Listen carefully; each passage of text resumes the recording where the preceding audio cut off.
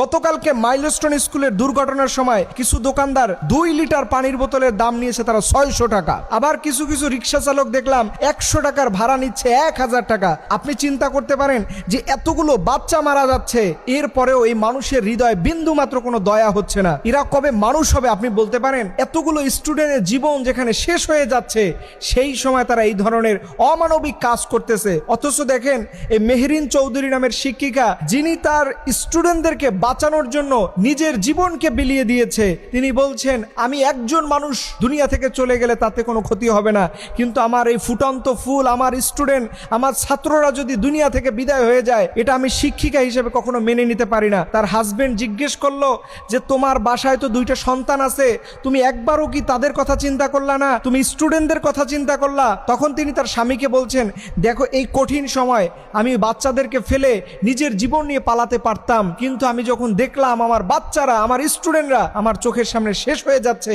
আমি ওই সময় নিজেকে ধরে রাখতে পারি নাই। এর জন্য আমি আমার বাচ্চাদের কথা তখন ভুলেই গিয়েছিলাম। এবং আপনি জেনে আরো অবাক হবেন, লেফটেন্যান্ট তৌকির ইসলাম, যিনি চাইলে একটা বোতাম টিপ দিলে নিজের জীবন সেফ জোনে নিয়ে যেতে পারত, চাইলে তার ফ্যামিলির কাছে ফিরে আসতে পারত, অথচ তিনি ভাবলেন যে আমি যদি এই মুহূর্তে বিমানটাকে রেখে চলে যাই, কোন জায়গায় পরে কত হাজার মানুষের জীবন চলে যাবে।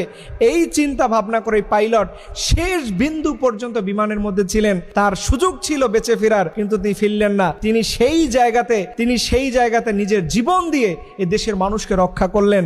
অথচ আমরা আসলে কোন মানসিকতার গল্প বলি, অথচ দেখেন দিনে দিনে আমরা কোন মানুষে পরিণত হই। সামান্য 30 টাকা এক বোতলের পানির দাম, সেই পানির মায়া আমরা ছাড়তে পারি না।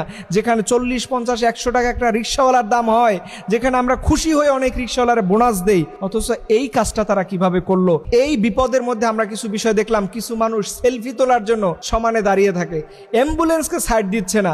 আবার আজকে আমরা দেখলাম যে আমাদের গভর্নমেন্ট সে সাহায্য নেওয়ার জন্য ফেসবুকে স্ট্যাটাস দিচ্ছে, এই দুর্ঘটনায় যারা আক্রান্ত হয়েছে তাদের সাহায্যের জন্য সরকারি ফান্ডে আপনারা জমা দেন।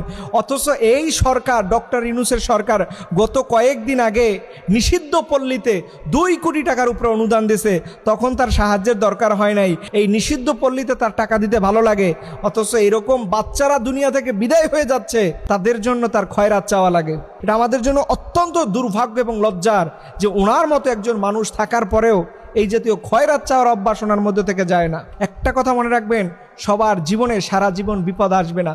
আজকে আপনি যেই আচরণটা করবেন, এইটা আপনার জেনারেশন টু জেনারেশন এটা ভোগ করবে। আজকে আপনি মানুষের পক্ষে দাঁড়াবেন, আল্লাহ তাআলা আপনার পক্ষে কাউকে দাঁড় করাবে। আজকে আপনি জুলুম করবেন, দেখবেন আল্লাহ আপনার বিপক্ষে কাউকে দাঁড় করিয়ে দেবে। এর জন্য খবরদার, মানুষের বিপদের সময়